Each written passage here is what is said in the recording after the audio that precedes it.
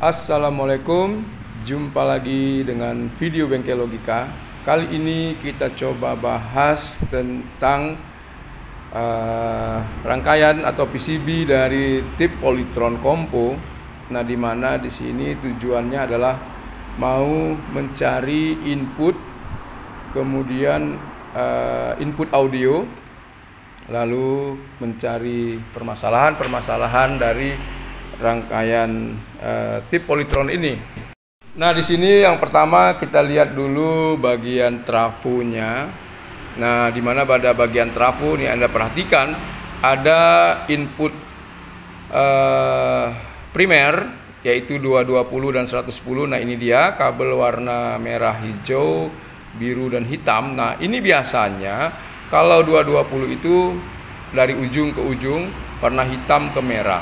Lalu apakah nanti di tengahnya itu dihubungkan atau dilepas? Nah, itu tergantung dari jenis trafonya. Biasanya Polytron itu dihubungkan, disambung. Nah, disambungnya sudah melalui rangkaian seperti ini. Nah, cara membacanya kita lihat di sini. Di trafo tadi ada kabel berwarna putih. Nah, itu output sekundernya, tegangannya itu biasanya 15, 12. Nah, ini kita lihat dari PCB-nya ada beberapa komponen. Nah, kita lihat di situ. Nah, ini komponen input, lalu ada kabel merah, kabel yang dihubungkan dari trafo tadi. Kita pelajari jalurnya. Yang pertama, kabel warna kuning itu adalah line masuk dari colokan listrik PLN. Dari kabel kuning ini akan disalurkan, diselect dulu satu bagiannya dengan selektor 220 ataupun 110. Nah, itu yang hitam. Nah, itu untuk pilihnya. Nah, biasanya kalau trafo salah kita pakai, artinya 110 yang kita setting, lalu kita colokkan 220, trafo itu sesaat akan panas. Nah, kalau dibiarkan lama akan gosong. Nah, kemudian kita coba ambil avometer, kita coba ukur. Nah, ini kabelnya. Jadi hitam, merah itu tadi 220, biru dan hijau itu 110. Nah, cuma cara penyambungannya yang menjadi sulit adalah ketika kita hanya mendapat trafonya saja, tidak ada rangkaiannya lagi, maka mana yang akan kita pakai.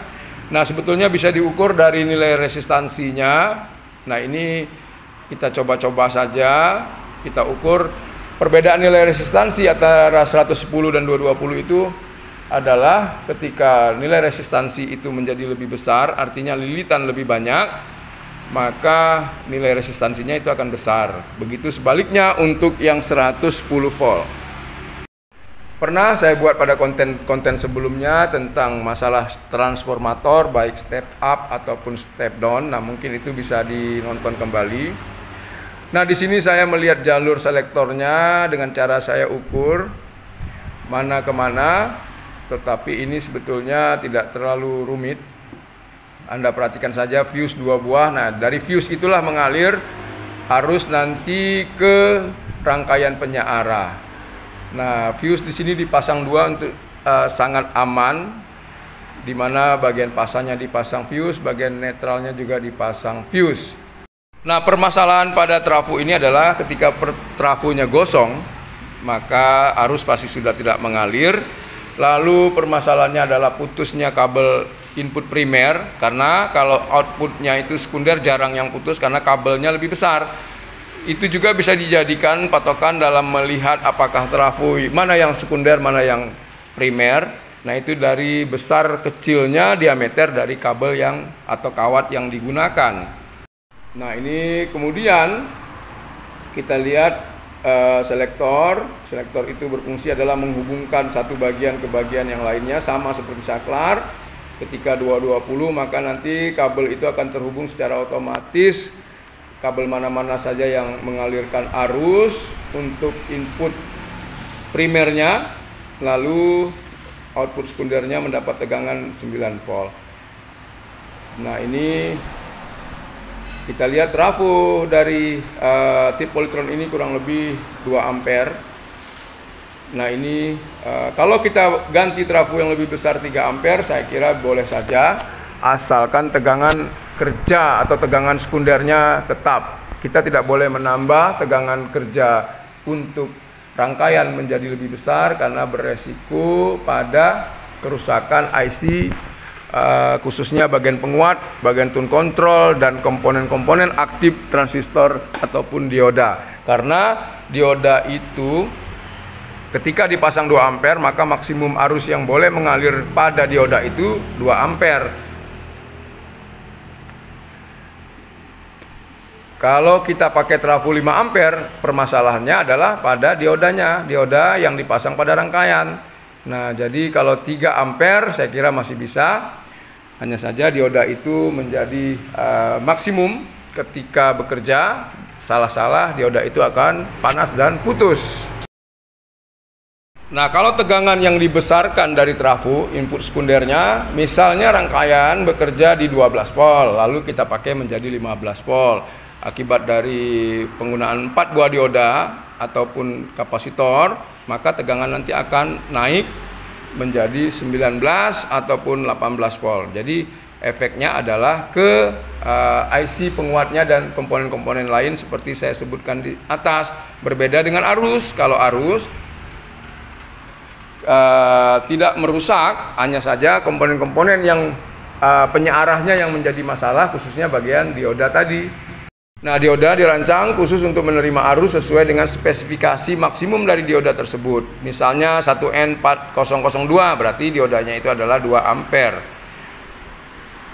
Kemudian bagian selektor ini kalau sudah pernah terendam air ataupun sudah lama disimpan, efeknya itu biasanya selektornya sudah tidak lagi bekerja, tidak lagi menghubungkan, maka bisa menyebabkan tidak mengalirnya arus. Coba kita bersihkan atau kita cari, kita jumper seperti yang disesuaikan dengan gambaran selektor. Nah, kemudian kabel berwarna putih, merah, dan biru ini adalah mengaktifkan saklar pada saat kita memasang baterai. Jadi kalau colokan kita lepas, maka dia akan terbuka.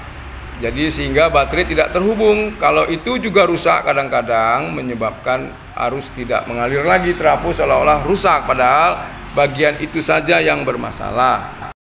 Nah, lalu kita coba lihat rangkaiannya. Nah, ini ada 2 kapasitor.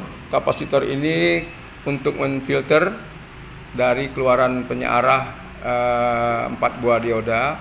Nah, itu sudah saya bahas pada video saya, khususnya bagian tip polytron. Nah, ini rangkaian amplifiernya, komponen pendukungnya. Kadang-kadang kapasitor di situ kering juga bisa menyebabkan masalah pada suara. Lalu ini blok radio. Kemudian ada selektor. Nah, selektor ini fungsinya adalah untuk memilih bagian tip, FM, radio, dan lain-lain. Nah, selektor ini juga sering masalah. Kadang-kadang sudah macet, kadang-kadang plat kontaknya itu sudah putus. Nah, ini kita coba tes sekarang. Nah, kita tes seperti pada judul video ini, kita tujuannya adalah mencari input. Mana yang bagian input? Nah, caranya sama seperti pada video saya sebelumnya. Nah, ini kita coba jeduk. Nah, saya kenapa memilih ini? Beberapa kali saya coba, yang lain tidak bersuara. Tentunya selektor dipilih dulu ke bagian mana. Nah, dengan cara begini, ujungnya kita cari. Jika suaranya jeduk-jeduk, maka itu merupakan inputnya. Nah, input audio. Nah, apakah input audio itu terhubung ke rangkaian tune control? Tinggal kita tes. Jadi kita aktifkan misalnya bassnya, kita aktifkan volumenya. Jangan sampai kita memilih setelah keluar dari potensio. Nah, kecuali kita memasang tune control pisah, tapi saya kira tune control polytron ini sudah sangat bagus, sudah sangat memadai. Apakah dengan menggunakan tune control lain bisa membesarkan suara? Saya kira tidak, karena suara itu besar atau kecilnya tergantung dari daya power amplifiernya, yaitu IC-nya. Nah, jadi kita di sini saya ngambil line inputnya itu, ketemu, terdengar suara jeduk-jeduk. Nah, di situ sudah cukup. Nah, kalau kita ngambil langsung ke amplifiernya, nah pastinya tidak melewati tune control. Tinggal dicari lagi jeduk-jeduknya. Nah, hati-hati dalam memilih jeduk-jeduk, jangan sampai korslet. Nah, ini ada input audio, saya coba colokan ke HP. Nah, sudah berfungsi. Anda lihat gerakan speakernya tadi sudah aktif. Nah, ini saya hubungkan dari belakang sebagai uji coba saja. Potensinya saya besarkan, kecilkan. Nah, ini bass dan surroundnya ini sudah berfungsi. Nah, kita lihat di sini, begitulah kira-kira caranya. Jadi gampang sekali. Nah, ini yang rusak bagian radionya 7809. Nah, ini tidak kita perbaiki. Nah, ini rangkaian amplinya. Nah, ini kita lihat bagian ampli powernya, ada kapasitor di sana untuk pendukung amplinya. Kemudian nilai-nilainya itu bisa disesuaikan saja kiri dan kanannya. Sistem tape polytron ini menggunakan sistem no. Kemudian di sini kita lihat sudah berhasil. Tadi audionya saya sudah coba, tinggal dirapikan dan dipasang. Semoga bermanfaat. Assalamualaikum.